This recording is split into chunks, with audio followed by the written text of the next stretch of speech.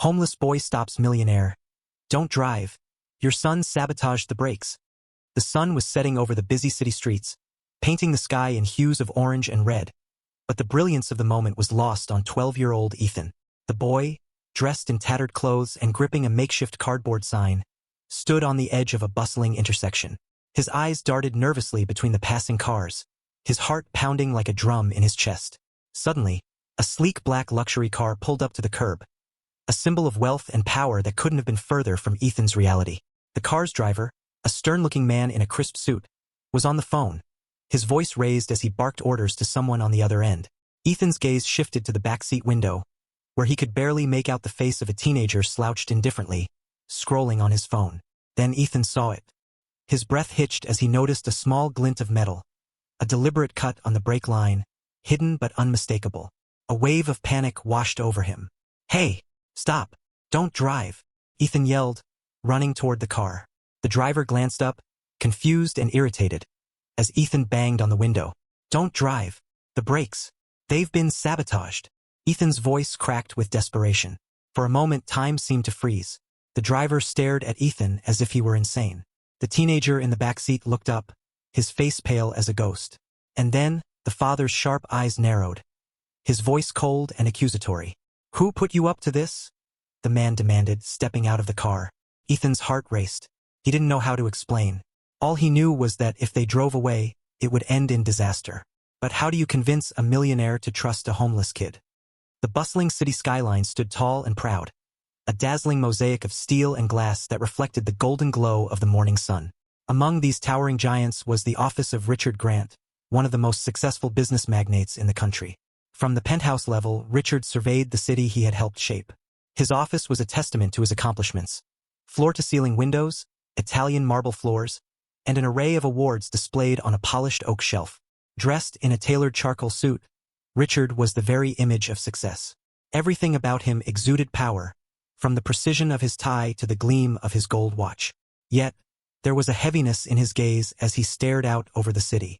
Despite the empire he had built, something seemed to weigh on him, though he would never admit it. Not to his board members, not to his staff, and certainly not to himself. Downstairs, his son, Kyle, was getting into his father's car. At 17, Kyle had the arrogance of someone born into wealth without ever understanding its cost. He lounged in the back seat, wearing designer clothes and expensive headphones, scrolling through his phone with a bored expression. To the world, Richard and Kyle seemed like the perfect picture of privilege and prosperity. But the truth was more complicated. Kyle barely spoke to his father, except when he needed money or a favor. And Richard, despite his sharp business acumen, was at a loss when it came to connecting with his only child. The glossy veneer of their lives masked a deep divide, one that neither father nor son knew how to bridge. But neither realized how quickly everything they took for granted was about to unravel. Later that morning, Richard was in the back seat of the car with Kyle. The usual silence between them filled the space, broken only by the faint sound of Kyle's phone notifications. Richard glanced at his son, opening his mouth to speak but hesitating. Instead, he shifted his focus to the view outside. "Kyle," Richard finally said, his tone firm but not harsh, "we need to talk about your responsibilities. You're almost an adult now." Kyle didn't look up. "Yeah, sure. Is this about college again?" Richard sighed. "It's about your future. You can't keep coasting through life like this." Kyle rolled his eyes, muttering something under his breath. Richard's jaw tightened, but he forced himself to stay calm. They had been down this road before, and it always ended in the same way. Kyle shutting down and Richard retreating, unsure how to break the cycle. Unbeknownst to them, the driver stole a glance in the rearview mirror, his expression unreadable. The car moved smoothly through the crowded streets, but something felt off. Richard couldn't put his finger on it, but there was a faint hum of unease, like static in the air. In the distance, Ethan watched from the shadows of a street corner. His sharp eyes caught sight of the car, and a strange sense of urgency gripped him. He didn't know why, but something about the vehicle, about the tension between its occupants, struck him as significant. As the car slowed to a stop at a red light, Ethan stepped forward, clutching his sign. His pulse quickened, though he couldn't yet explain why. Inside the car, Kyle smirked and turned his phone toward his father. "By the way, did you see this?" he asked, showing a meme mocking one of Richard's recent business decisions. Richard's eyes narrowed. "Kyle, this isn't a joke." Before he could finish, Ethan suddenly appeared beside the car, his face pale and urgent. Something was about to happen, though no one quite knew what. In the dimly lit basement of an abandoned warehouse on the outskirts of the city, two men sat across a steel table, their faces shrouded in shadow. The air was thick with smoke and the pungent smell of gasoline, giving the place an ominous feel. "Everything's in place," muttered a man with a scar running down his cheek, flipping through a set of blueprints. His name was Victor, a disgruntled former employee of Richard Grant.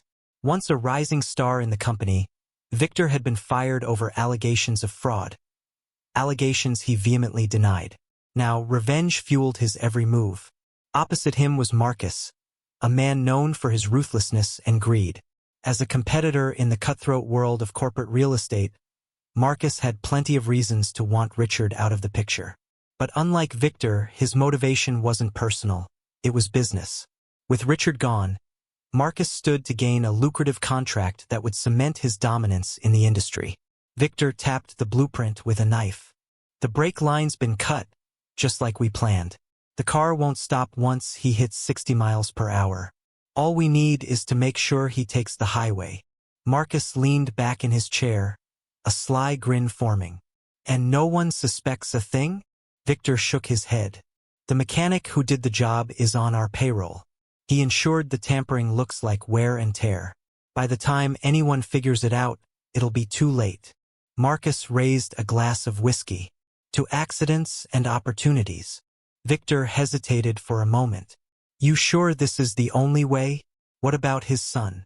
The kid's just a teenager." Marcus's grin faded. "Collateral damage, Victor. Don't get sentimental now. We've come too far to back out." The room fell silent, save for the faint hum of an overhead light. Outside, a rat scurried along the grimy floor, its movements the only sign of life in the desolate building. Ethan had been scavenging for scraps near the edge of the industrial district when he first heard the voices. He was used to hearing strange things in these parts, but something about the tone caught his attention. Quietly, he crept closer to the warehouse, pressing his ear to a broken window. "Brake line's been cut," a voice said, low and menacing. Ethan's heart skipped a beat. He crouched lower, his pulse pounding as he tried to make sense of the conversation. Who were these men? What car were they talking about? His gut told him it wasn't good. Through the cracked window, he caught a glimpse of Victor and Marcus. Their words were muffled, but the mention of a highway and an accident made his stomach churn. Ethan's mind raced. Could he just walk away? It wasn't his problem, and getting involved could mean trouble. But then he thought about the people in the car. They had no idea what was coming. If he didn't act, they could die. The thought of someone else's life ending because he stayed silent made Ethan's chest tighten. But what could he do? He was just a kid, a homeless one at that. No one would take him seriously. Gathering his courage, Ethan scribbled down the license plate number he overheard Victor mention. His hands shook as he thought about the next step. He didn't have a phone, no money to get to the police, and no one to turn to. He swallowed hard. He would have to warn the driver himself. Ethan sprinted through the streets, clutching his scrap of cardboard with the license plate scribbled on it. He knew he had to reach the car before it was too late. But the city was massive, and he didn't even know where to start. Desperation clawed at him as he scanned every vehicle that passed. The roar of engines and the screech of tires overwhelmed his senses. But he didn't stop. He couldn't. At one point, he tried flagging down a police officer, but his appearance worked against him. The officer dismissed him as a street kid looking for attention. Dejected but determined, Ethan kept moving. He finally remembered the name Grant from the men's conversation. That was the name plastered on the tallest building downtown. He turned his attention there, praying he wasn't too late. The journey was agonizing. His legs ached, his lungs burned, and hunger gnawed at his stomach. But none of that mattered. He had a mission. Finally, he reached the gleaming skyscraper, only to see a black luxury car pulling away from the curb. Ethan's heart sank. It was the same car he had seen earlier at the intersection. "No, wait!" he shouted, running toward it. The car merged into traffic, and Ethan's stomach dropped. He had no way to follow. For a moment he stood frozen, helpless. Then he spotted a delivery driver unlocking his scooter nearby. Without thinking, Ethan ran to him, breathless and desperate. "Please, I need your help. Someone's life is in danger." The driver hesitated, looking Ethan up and down. "Kid, I don't have time for. Please, I'm not lying. There's a car, a black luxury car. They're in danger." Ethan's voice cracked, tears welling in his eyes. Something in his tone must have struck a chord because the driver sighed and gestured for Ethan to hop on. "All right, kid, let's go." As they weaved through the city, chasing the car, Ethan clung tightly, his mind racing with the urgency of what was at stake. He couldn't fail, not now. The black luxury car sped onto the highway, the wind whipping through the slightly cracked windows.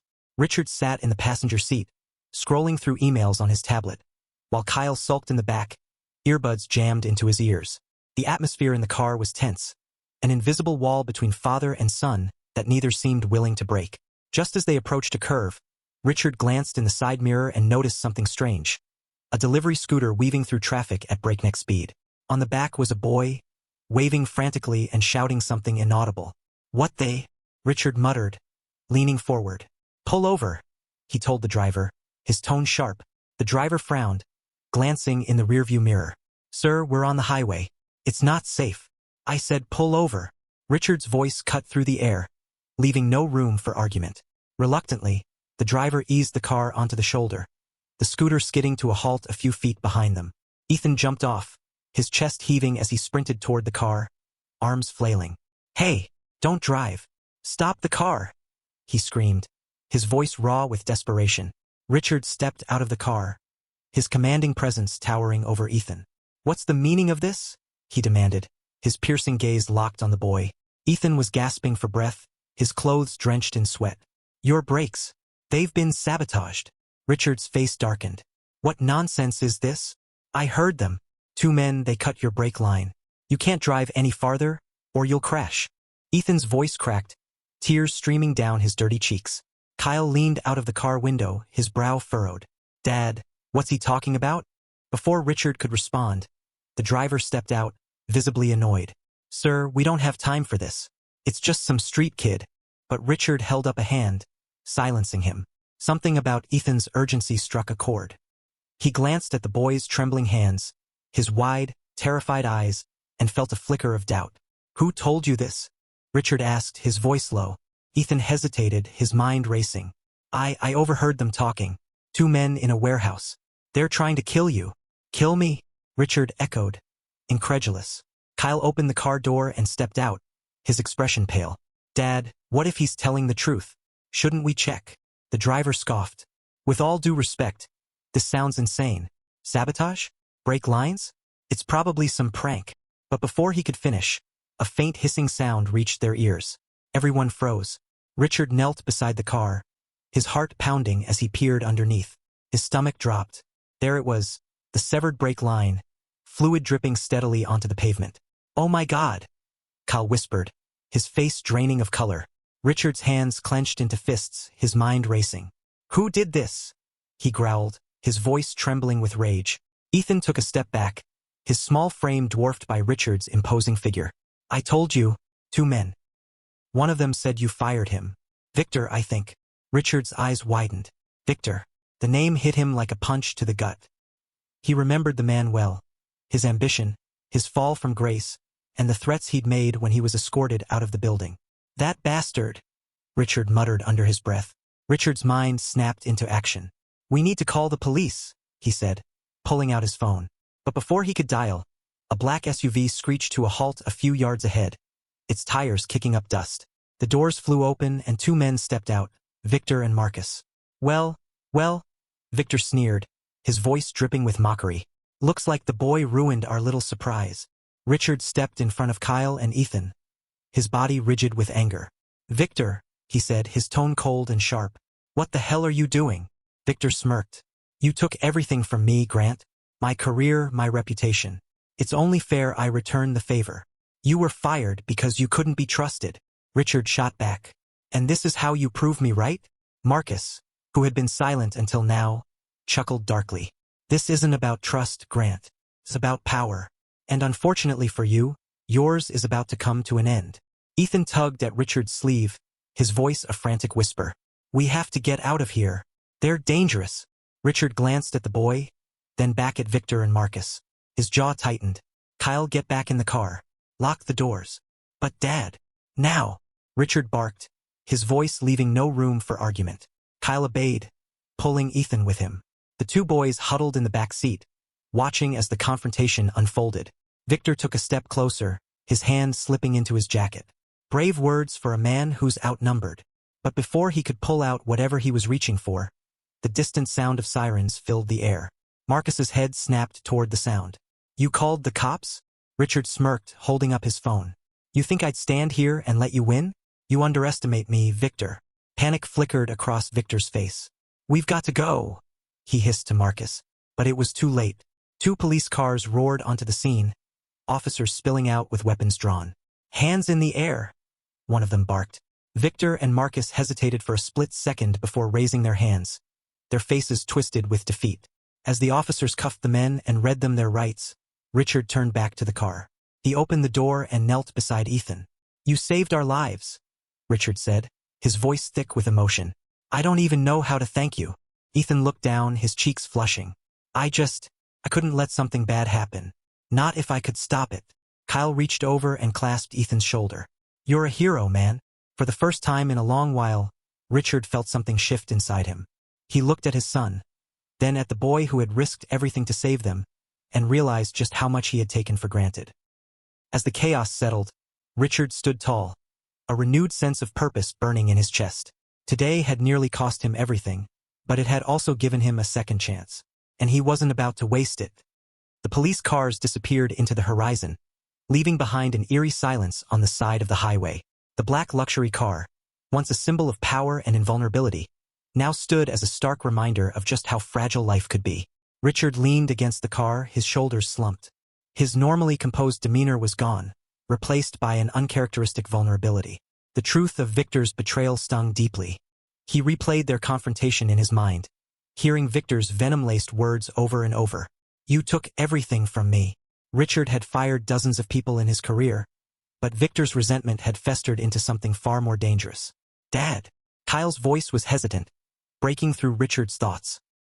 He turned to see his son standing beside him, his face pale but concerned. Are you okay? Kyle asked softly. Richard forced a small smile, but it didn't reach his eyes. I will be. Kyle hesitated, then added, You don't have to pretend with me. That guy, he hated you. But why? What happened? Richard sighed, running a hand through his hair. Victor was once one of my most promising employees, but he got greedy, cut corners, and hurt the company. I had no choice but to let him go. I thought it ended there, but I guess I underestimated how much it hurt him. Kyle frowned. But that doesn't mean he had the right to do this. No, it doesn't, Richard agreed, his tone heavy. But it makes me wonder, how many people have I pushed aside without a second thought? How many people feel the same way Victor does, even if they never act on it? Kyle didn't know how to respond. He had always seen his father as larger than life, a man who never doubted his choices. Seeing him this way, doubting himself, felt surreal. Maybe, Kyle began cautiously, it's not about what you've done in the past. Maybe it's about what you do now. Richard looked at his son, his heart swelling with a mix of pride and guilt. Kyle was right. He couldn't undo the past, but he could choose how to move forward. Ethan sat on the curb a few feet away, hugging his knees to his chest. The adrenaline of the moment had faded, leaving behind a profound exhaustion. He stared at the ground, unsure of what came next. Hey, Kyle said, walking over and sitting beside him. How are you holding up? Ethan shrugged. I guess. I'm glad you're okay. Kyle nudged him playfully. We're okay because of you. That was seriously brave, you know? Ethan's cheeks flushed. I just did what anyone would have done. No, Kyle said firmly. Most people would have walked away, but you didn't. Before Ethan could respond, Richard approached, his footsteps heavy but deliberate. He crouched in front of Ethan, his expression soft. I owe you an apology, Richard began. When I first saw you, I assumed the worst. I thought you were just some kid looking for trouble. But you saved my life. You saved my son's life. And there's no way I can ever thank you enough for that. Ethan fidgeted, unsure of what to say. I couldn't let it happen. Not when I knew. Richard nodded, his throat tightening. You've got more courage in you than most people I know. And I want to help you, Ethan. Tell me, what do you need? Place to stay? Food? School? Whatever it is, it's yours. Ethan's eyes widened. You do that for me? Of course, Richard said without hesitation. You've proven yourself 100 times over. It's the least I can do. Kyle grinned. See? Told you you're a hero. For the first time in a long while, Ethan allowed himself to smile. It felt strange but good, like a weight lifting off his chest. The following weeks brought changes that Ethan could hardly believe. Richard arranged for him to stay in a comfortable apartment and enrolled him in a nearby school. He even hired a counselor to help Ethan work through the years he had spent on the streets. But more than the material things, it was the bond that formed between the three of them that mattered most. Richard and Kyle visited Ethan regularly, and each time, their connection deepened. Richard found himself looking forward to their conversations, often marveling at Ethan's resilience and insight. One evening, as the three of them sat in the apartment sharing a meal, Richard looked around the table and felt something he hadn't felt in years. Peace. To new beginnings, he said, raising his glass of water. Ethan and Kyle exchanged a glance, then lifted their glasses as well. To family, Kyle added with a grin. Ethan hesitated for a moment, then smiled. To family. The clinking of glasses echoed through the room, a sound full of hope and promise. For all three of them, it was a moment they would never forget. A reminder that even in the darkest times, there is always a chance for redemption, courage, and connection. In life, heroes don't always wear capes, and bravery often comes from the most unexpected places. Ethan, a boy with nothing to his name, risked everything to do the right thing, showing us that courage isn't about having power. It's about using your voice, even when the odds are against you. Richard learned a vital lesson as well. Success and wealth mean little if they come at the cost of humanity. His journey from a hardened businessman to a grateful father and mentor reminds us that redemption is always possible if we choose to listen, reflect, and grow. This story is a testament to the power of compassion, second chances, and the bonds we build when we open our hearts. It's a reminder to never underestimate the difference one act of courage can make in the world. If the story moved you, make sure to like this video, share it with someone who could use a little inspiration today, and subscribe to our channel for more powerful stories just like this one. Let's spread the message that courage, kindness, and second chances can change lives. Because together, we can create a ripple effect of hope and positivity. Thank you for watching.